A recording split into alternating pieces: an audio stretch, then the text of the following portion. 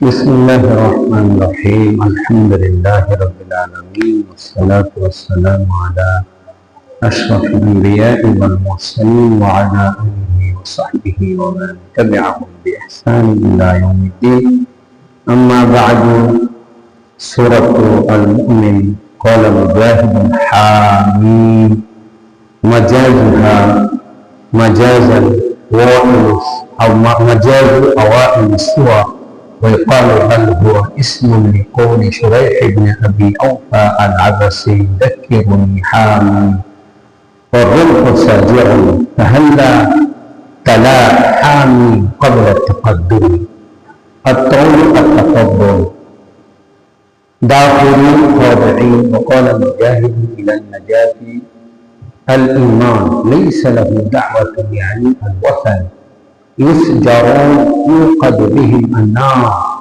يمرقون تبطرون. وكان العلاء بن زياد يذكر النار فقال رجل لما تقنط الناس قال وأنا أقدر أن أقنط الناس والله يقول يا عبادي الذين أسرفوا على أنفسهم لا تقنطوا من رحمة الله وقل وأن المسرفين هم أصحاب النار ولكنكم تحبون أي تبشروا بالجنة على مساوي أعمالكم. وإنما بعث الله محمدا صلى الله عليه وسلم مبشرا بالجنة لمن أطاعه ومنذرا بالنار لمن عصاه. আল্লাহ পাকের দরবারে শুকরিয়া, আল্লাহ পাক আমাদেরকে তার পবিত্র ঘর মসজিদে একত্র করেছেন। বুখারী শরীফের এই মহান দর্শে আমরা এই দর্শের ছাত্র হতে পেরেছি, শুকরিয়া দান করবো কি ভাই? আল্লাহ পাক এই নিয়ামত মৃত্যু পর্যন্ত অব্যাহত রাখুন, বলুন আমিন। সূরা মুমিন শুরু হয়েছে 24 পারা সূরা মুমিন। বলুন সূরার নাম কি? মুমিন। আমরা যে মুমিন এই নাম, সূরার নাম সূরা মুমিন। প্রথমে ইমাম বুখারী রাহমাতুল্লাহি আলাইহি তার কিরাতরিত নিয়ম অনুযায়ী কতগুলো শব্দের বিশ্লেষণ করেছেন। শব্দের বিশ্লেষণ করার পরে তিনি যে আয়াতটি আনলেন সেই আয়াতটি হল কুল ইয়া ইবাদিয়াল্লাযীনা আসরাফু আলা আনফুসিহিম লা তাকনাতু মির রাহমাতিল্লাহ।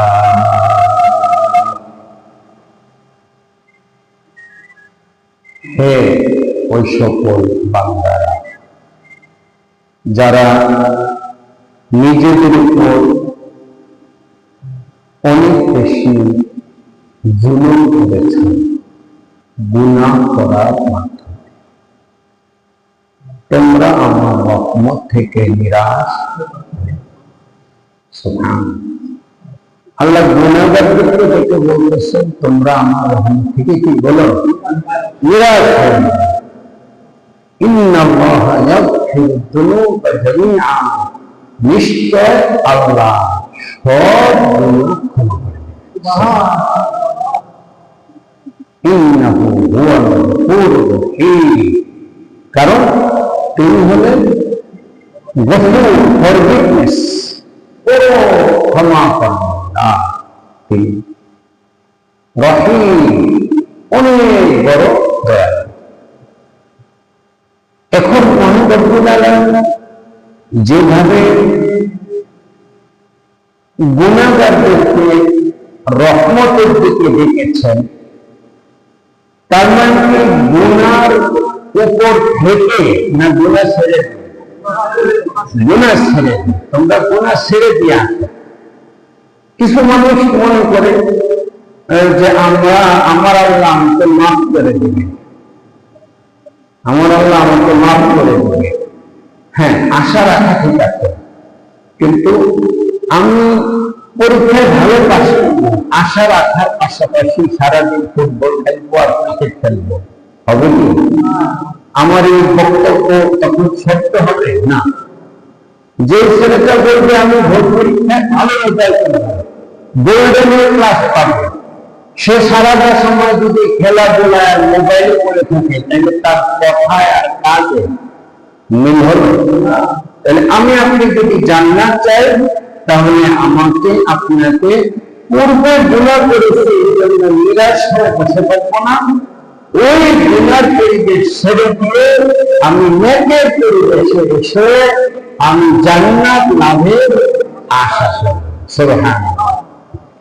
এদিকে আল্লাহ যেভাবে গুনাহগারকে ডাক দিচ্ছেন, আবার ওদিকে তো এই কথাও বলেছেন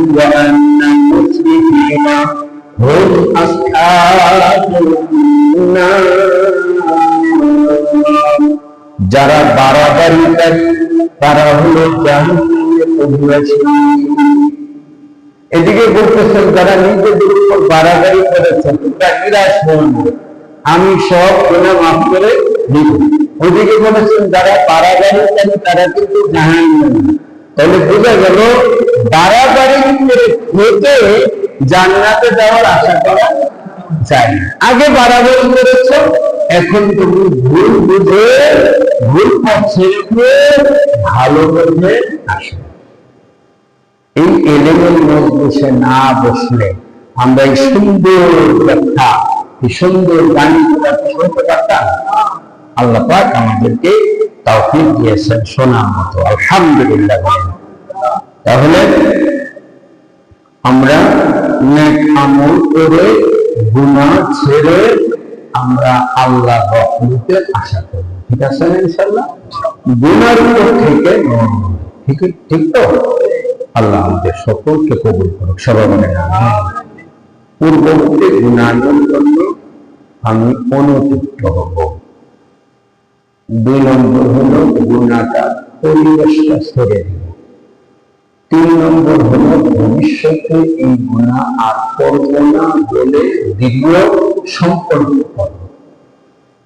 4 নম্বর হলো এই গুনাহটা যদি আমার মাঝে আর মানুষের মাঝে হয় তাহলে গুনাহটা দেখতে হবে কোন ধরনের। যদি এটা আচরণের অসৌন্দর্যের গুনাহ হয়, আমি তার সাথে অন্যায় আচরণ করেছি, তাহলে আমি তার কাছ থেকে কি করবো? ক্ষমা চাই। আর যদি এটা লেনদেন হয় তাহলে আমার লেনদেন হলে সেটা কি করতে হবে? পরিশোধ। লেনদেন শোধ না করে ক্ষমা কি হবে?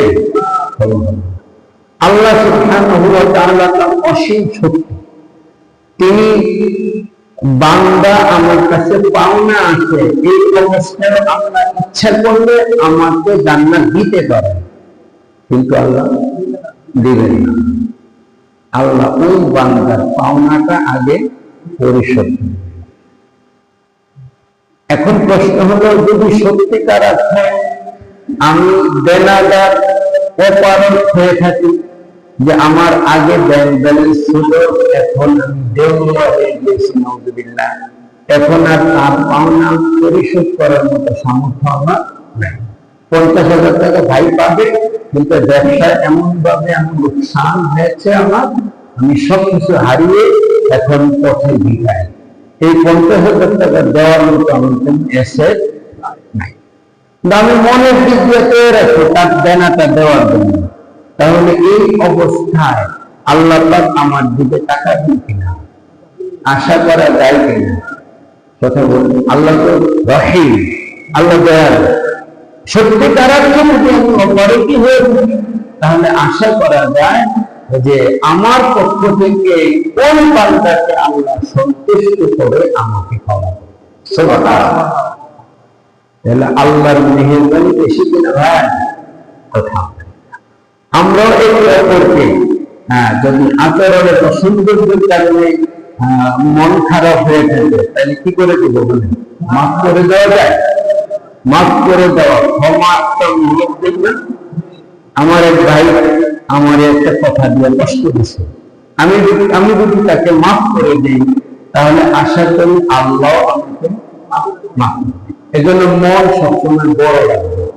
আমরা চলার পথে আমাদের কিন্তু ভুলভ্রান্তি হয়ে, হ্যাঁ, নানান ভাবে আমাদের দ্বারা মানুষ কষ্ট পায়। এই জন্য আজকে থেকে নিয়োগ করি যে আমরা আমার দ্বারা আল্লাহ কোন বান্দা কষ্ট পাবে না। বান্দাকে যদি উপকার করতে পারি ভালো, উপকার না করতে পারলেও ক্ষতি এ নিয়োগ করে যায় তো। আল্লাহ পাক আমাদের সকলকে সবাই বলেন আল্লাহুম্মা সাল্লি আলা মুহাম্মাদ কামা সাল্লাইতা আলা ইব্রাহিম ওয়া আলা আলি ইব্রাহিম আলহামদুলিল্লাহি রাব্বিল আলামিন ওয়াসসালাতু ওয়াসসালামু আলা আশরাফিল আম্বিয়া'i ওয়াল মুরসালিন রব্বানা যালামনা আনফুসানা ওয়া ইল্লাম তাগফির লানা ওয়া তারহামনা লানাকুনান্না মিনাল খাসিরিন। মওলাই কারীম আমাদের এই দর্শ আপনি কবুল করেন, এই দর্শের উপরে আপনি রহমত নাযিল করেন। আয় আল্লাহ, বুখারী দর্শের ছাত্রদেরকে ইমাম বুখারীর সাথে হাসর করিয়ে, আল্লাহ ইমাম বুখারীর এই কিতাব পড়ে আপনার কত বান্দা মাওলানা ডিগ্রি লাভ করেছে। মওলা আল্লাহ, আমরা গুনাহগার, আমি বেশি অপরাধী। আমাদের ভাইদেরকে নিয়ে বুখারী দর্শ এখানে চলতেছে দীর্ঘ 10 বছর ধরে। এই দর্শ আপনি কবুল করেন, আমাদের সবাইকে নাজাত দান করুন, আমাদের সকলের ইলমে আমলে বরকত দান করুন। আল্লাহ এই মজলিসকে আপনি পরিপূর্ণভাবে বরকতপূর্ণ করে দেন, আমাদের সকলকে মাফ করে দেন, হাসরের ময়দানে নবীর শাফাআত নসিব করিয়ে আল্লাহ সামনের বাংলাদেশ ইসলামের বাংলাদেশ হিসাবে কবুল করেন।